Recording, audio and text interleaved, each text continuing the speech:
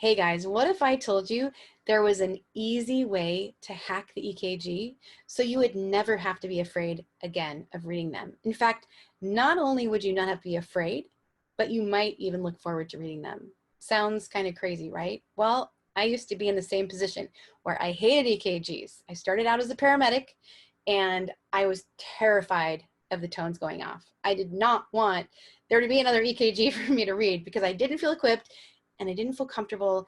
And so that drove me to be afraid enough to learn the things I needed to know. I learned a few things along the way that I'm going to share with you. In fact, I'm going to share with you 10 hacks today where you can start using them tomorrow and you'll instantly feel better about the EKG. So I'm going to show you some insider's secrets on what you can do to not let the EKG get the best of you.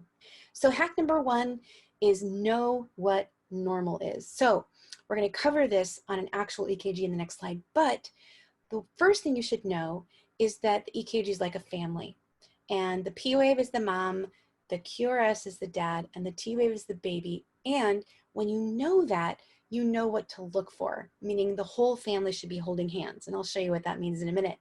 You also want to use the numbers at the top of the EKG because, as it turns out, they are actually important.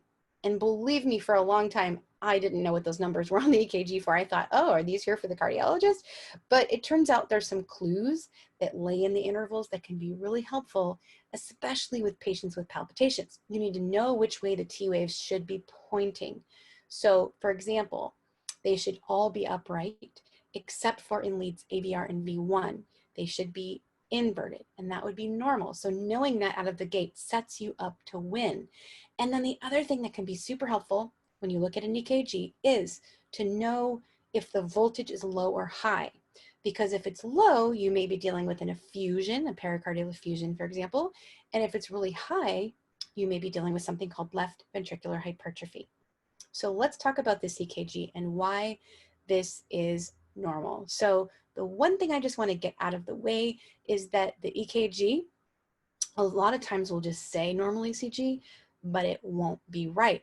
About 50% of the time it's actually incorrect, which means that that can lead you astray. I've seen a Brugadas, which is a very bad thing that leads to sudden death in young people. I've seen that be read by the machine software as normal.